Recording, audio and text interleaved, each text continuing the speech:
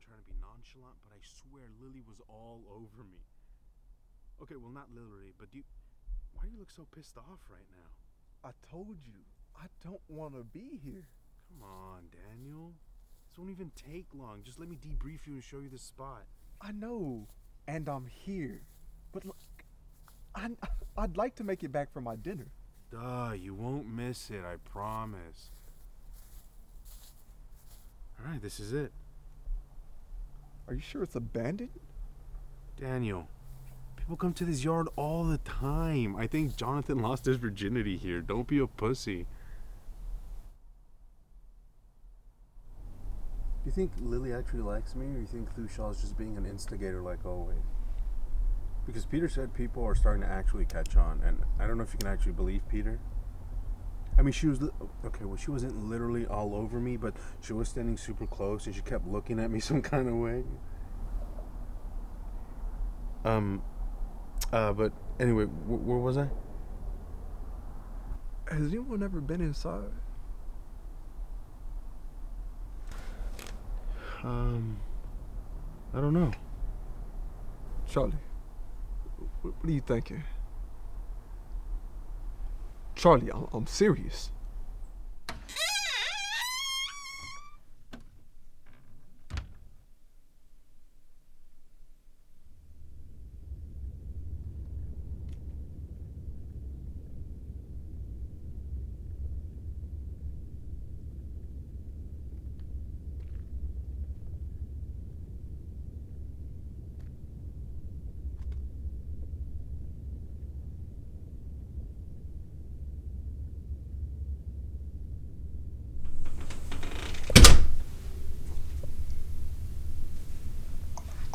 I'm not fucking doing this.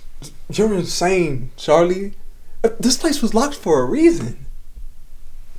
Hey, wait. Look, people do bonfires and shit outside this place all the time. Okay, it's probably because it's creepy, you know, it's got cool stuff to look at. I'm sure it's not going to be that bad. This was someone's house. It feels weird for me, man. How is none of this weirding you out? Because literally nothing has ever happened. No one's ever said anything. I don't know why you're acting so paranoid. I mean, you're so tense all the time. It's so boring. I promised my parents I'd make it home in time for my grandma's birthday dinner. I'm not about to get murdered by some squatter. Look, man, I'm going to go walk around and explore. You can stay here and do whatever.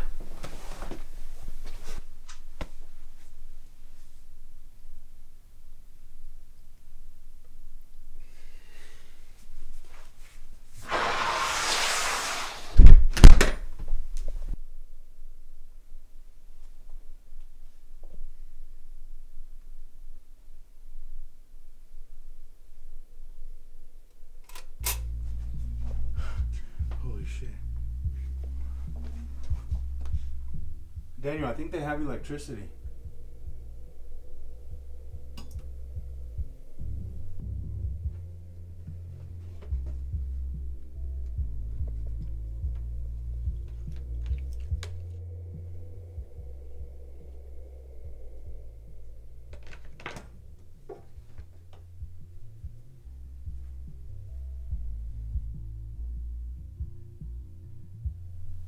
This place is kind of sick. I mean, I'd invite Lily on her own, but I don't know if a date to an old, creepy, abandoned house is appealing to girls. I could be surprised. Maybe she's into that kind of stuff. Oh, is that a TV?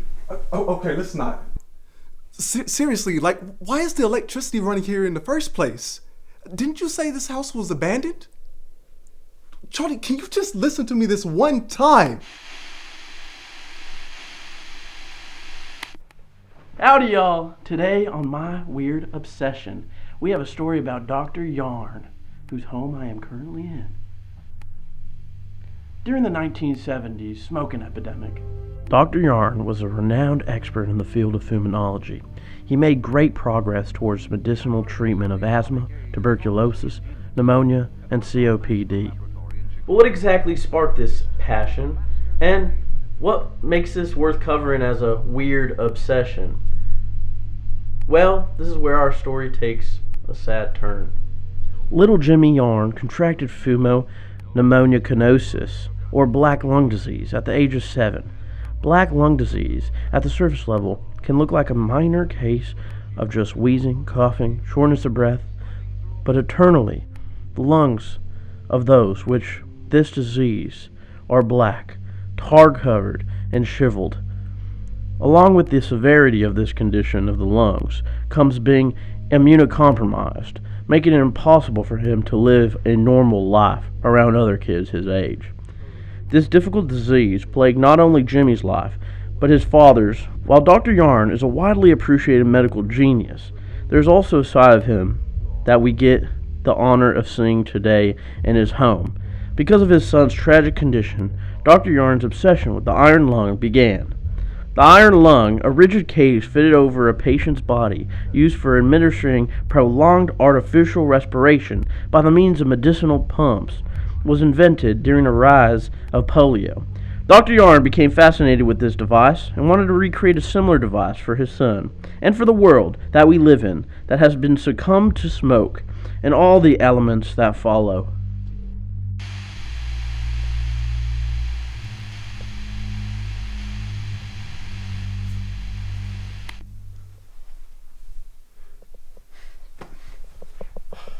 I told you we shouldn't be in here. This is so fucked up, Charlie. I already said this is someone's house and we're intruding. Nobody fucking lives here. Don't be dumb. If somebody lived here, the entire school would know.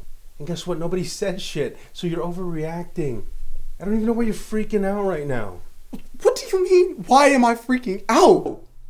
Look at this shit. There's pictures, there's papers. Even if no one lives here right now, it's disrespectful to just interfere in people's lives. You have zero consideration for anyone ever.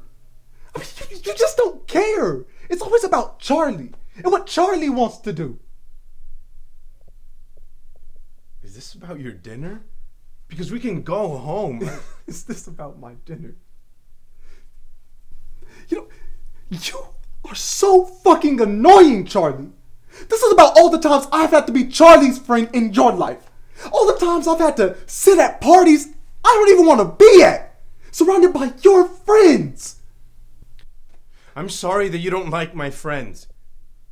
Okay, but I want you in my life. You want me as a character in your life. That is not true. I do all this bullshit for you. I follow you to places like these because I want to be a good friend. Why are you painting me out to be the bad guy? When all I want in life is to experience life with my best friend. Have you ever stepped back and considered that maybe you're the one that's isolating himself, right? And it feels like you want me to depend on you? It's suffocating. You're suffocating. I'm sorry. That's not what I meant. That's not what I meant to say. Shut up. No, seriously. I care about you. I shouldn't have said that. Shut up. Daniel, Shut please. Up. Seriously, Charlie. Just listen.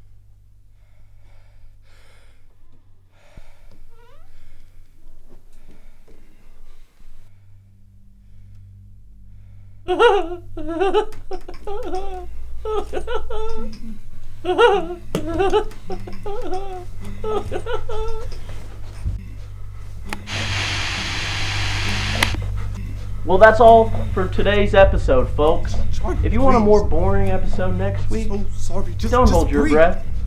I'll see you Listen, next time, and please, good Charlie, night. Breathe.